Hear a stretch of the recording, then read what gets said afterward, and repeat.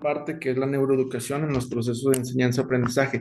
Cabe aclarar que el tema parte de una investigación que se hizo referente a la adquisición de la lengua escritura, de la lectoescritura, perdón, en alumnos de un contexto rural multigrado. Entonces, de aquí se desprende el proceso de enseñanza-aprendizaje que, pues bueno, más adelante vamos a ver que es algo que comienza desde que nacemos y termina hasta que dejamos de existir, ¿verdad? Y pues bueno, para entrar en materia, la neuroeducación, ¿qué es lo que es? ¿Qué es lo que aporta? ¿De dónde viene?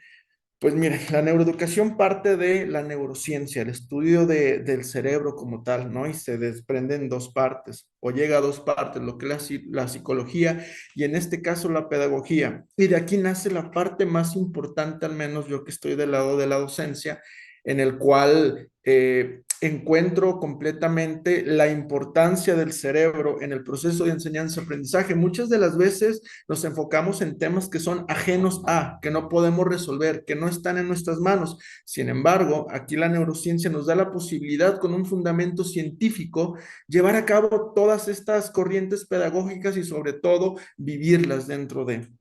¿Correcto? Entonces, recapitulando, la neuroeducación parte de la naturaleza de cómo es que aprende nuestro cerebro, que aquí se cumple un 50 y un 50% de responsabilidad, 50% de quien aprende y 50% quien ofrece el aprendizaje, que en este caso seríamos los docentes. Como tal, la neurociencia ha llevado a cabo estudios en cuanto a cómo es que aprendemos y de ahí se vienen a presentar varios conceptos que se desmitifican en cuanto al uso de las partes de nuestro cerebro, ¿no? Como lo pudieran ser los canales de aprendizaje, que estoy seguro que todos, absolutamente todos que hemos estado inmersos en la educación, o los hemos aplicado o no los han aplicado. ¿Y qué quiere decir los canales de aprendizaje como un test? Pues quiere decir simple y sencillamente que aparentemente aprendes más de visual o auditivo o haciendo, etcétera, etcétera, ¿no? La neuroeducación al día de hoy nos dice que necesitamos todas las partes de nuestro cerebro para poder llevar a cabo un proceso de aprendizaje más efectivo y sobre todo más significativo. Por tanto, desmitifique esta parte que solamente necesitamos de uno o dos sentidos para aprender. Si nosotros lo llevamos a una tela de juicio y aseguramos y afirmamos que aprendemos más leyendo, no estamos hablando más que de solo creencias. Nosotros creemos que aprendemos de tal manera, pero la neurociencia nos presenta un esquema del funcionamiento de nuestro cerebro como un engrane perfecto y nos dice, necesitamos de todos los sentidos para poder aprender. Necesitamos de la mayor parte de nuestros sentidos para llevar a cabo un proceso de estimulación cognitiva. Y no obstante a eso se vienen, por ejemplo, el tema de las inteligencias múltiples propuestas por Gartner, que nos hablaba de 7 ahora 8 y tal, o tal vez más, en donde dice que necesitamos ciertas habilidades para poder desarrollar estas inteligencias. Y nuevamente me remito a la neuroeducación donde nos dice que nuestro cerebro, es completamente capaz de llevar a cabo cualquier cosa que nos propongamos prácticamente. Y con esto estamos hablando de la conformación o composición de nuestro cerebro como tal. Eh, Dentro de estos neuromitos también se puede decir que tenemos una parte de nuestro cerebro que es dedicada a un proceso más creativo y otra más a un pensamiento lógico matemático, perdón. Pero no, realmente no, realmente necesitamos de todas las partes de nuestro cerebro para llevar a cabo como tal un proceso de aprendizaje efectivo.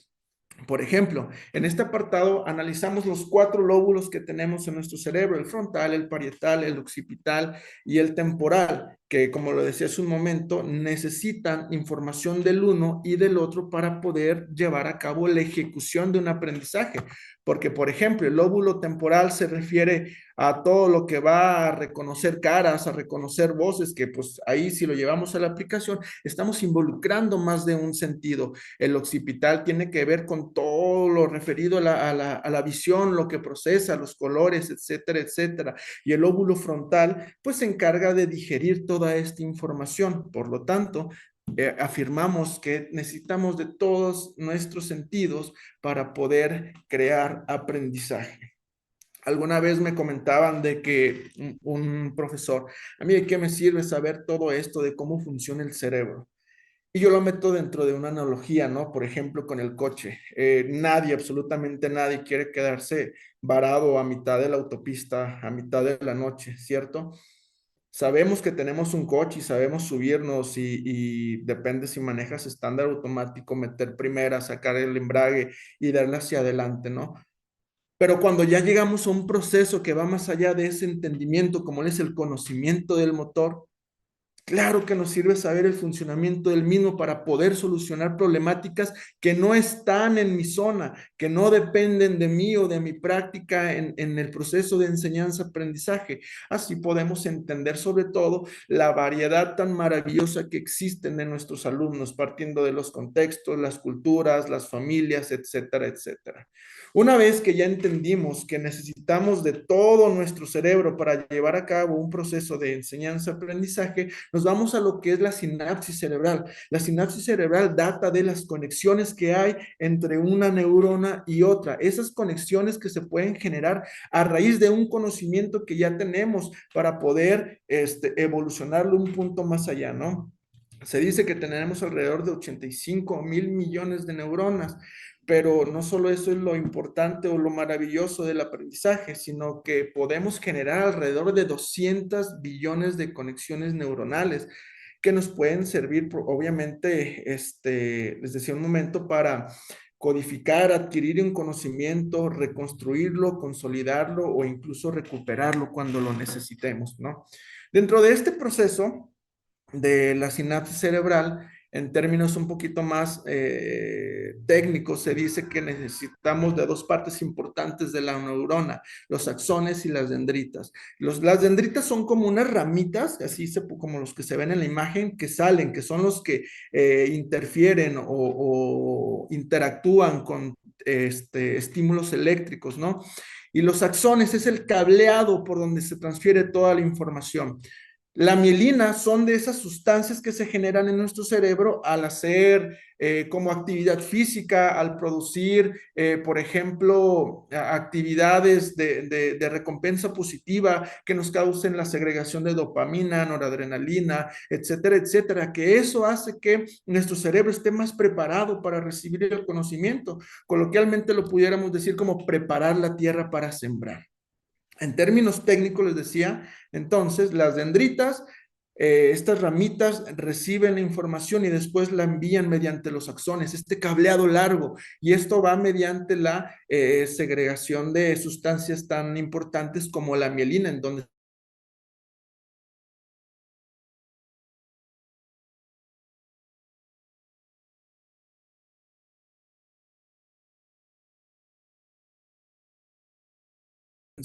y posteriormente ejecutarla. Y esto nos lleva a un término también de la neuroeducación, que es la neuroplasticidad o la plasticidad cerebral, que data de la capacidad que tenemos todos los seres humanos de cambiar nuestro cerebro, de composición física y también química. Les decía hace un momento, desde que nacemos hasta que morimos, estamos en constante cambio, ¿no? Porque aprender es supervivencia. Cuando nosotros adquirimos esos aprendizajes tan importantes, nuestro cerebro cambia de composición. Se dice que los picos más importantes de plasticidad cerebral y de la generación de conexiones neuronales se da desde los 2 hasta los 7, 8 años de edad de un niño. Es la parte primordial para poder ejercer todo este tema del conocimiento. Coloquialmente se dice que los niños a esa edad son como esponjitas, ¿no? Que están absorbiendo el conocimiento y precisamente el cerebro está absorbiendo todo lo que tiene a su alrededor para consolidar, no, para tener un cimiento del conocimiento que posteriormente en el futuro puede evolucionar, llamarle tú de conocimiento académico o conocimiento que es el no formal o el que se da por las calles, ¿no?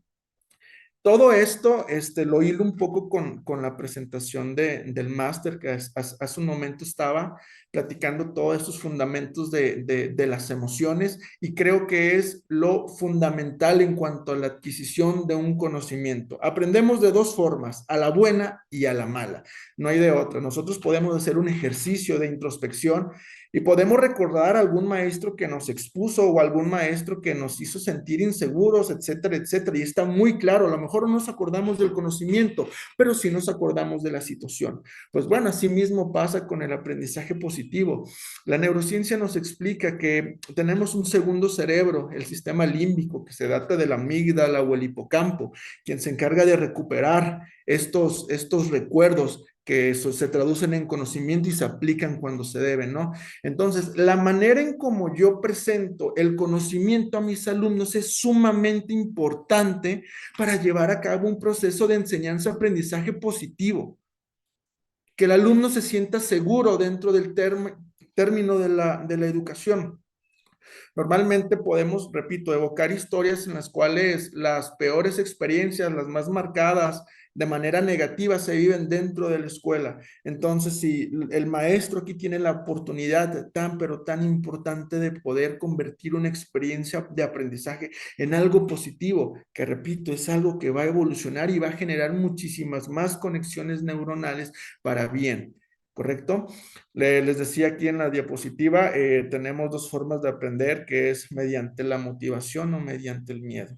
Aprendizaje positivo o negativo, y aquí depende mucho de nosotros, tanto los que impartimos la educación como los que la recibimos, cómo podemos hacer ese cambio. Repito, el actor principal en el proceso de enseñanza-aprendizaje es el cerebro. Si nosotros conocemos cómo es que nuestro cerebro funciona ampliamente, podremos ejecutar un proceso de enseñanza-aprendizaje maravilloso, que dure, que sea de calidad y sobre todo que pueda trascender.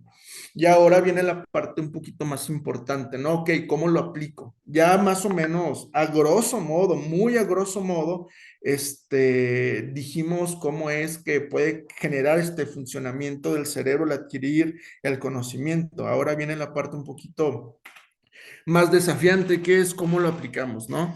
En este esquema de neuroaprendizaje propuesto por Díaz, no sé si lo pueden revisar, se puede ver un ciclo o un circuito en el cual empezamos con la estimulación de los sentidos. Si bien yo sé que es imposible que a lo mejor un conocimiento, bueno, si no es que estás en una materia culinaria, que un sentido se pueda involucrar probando o oliendo algo, ¿no? Sin embargo, sí podemos, mediante el conocimiento que tenemos del contexto, agregar la mayor cantidad de sentidos posibles, ¿correcto? Una vez que nosotros estimulamos los sentidos, podemos generar una curiosidad perceptual, que es como la sorpresa del alumno, porque ya no nada más les dijiste, observa las diapositivas y voy a ir explicando y lo que entendiste está bien, sino que ahora, aparte de ver las diapositivas, estamos escuchando algo o haciendo o poniendo en práctica algo.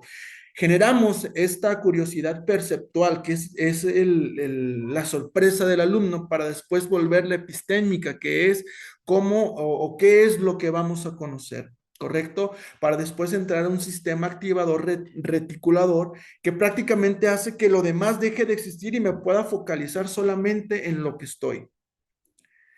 Después, en esa parte tenemos una oportunidad precisa para generar un aspecto de motivación en cuanto a una acción y recompensa.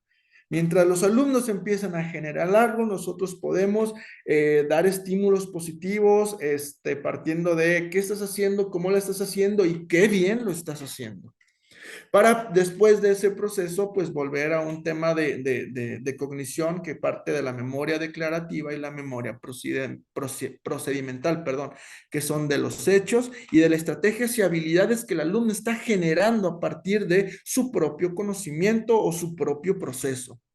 Y que esto, pues bueno, tendría que resultar en una memoria semántica, que es conectar el nuevo conocimiento con el que ya tenía siguiendo previo a esto, perdón. Y pues bueno, yo sé que se puede sonar muy rápido, pues parte del tiempo del que tenemos para presentar esto, pero sí los invitaría, compañeros, compañeras, a que sigamos adentrándonos a la neuroeducación. Hay autores maravillosos como Francisco Mora, David Bueno, españoles que están llevando a cabo este proceso de la neuroeducación de una manera más asequible para poder entender cómo es el funcionamiento de nuestro cerebro, ¿no? Y pues quisiera finalizar con dos frases, una del maravilloso Paulo Freire que dice, la educación no cambia el mundo, cambian las personas que van a cambiar el mundo. Y una que es de su servidor, que es hagamos del aula el lugar seguro de nuestros alumnos, porque probablemente es el único lugar que tengan para ser niños. Y sobre todo eso, no olvidar que sean niños, ¿no? Y pues bueno, yo sé que fue un poquito rápido, pero pues aquí les dejo por aquí mi Instagram por si alguien quisiera seguirme y pues poder compartir de todo lo que hemos publicado a raíz de la neuroeducación en procesos de lectoescritura, en procesos de enseñanza-aprendizaje y sobre todo de todos los niveles, ¿no? Preescolar, primaria, secundaria y también universidad.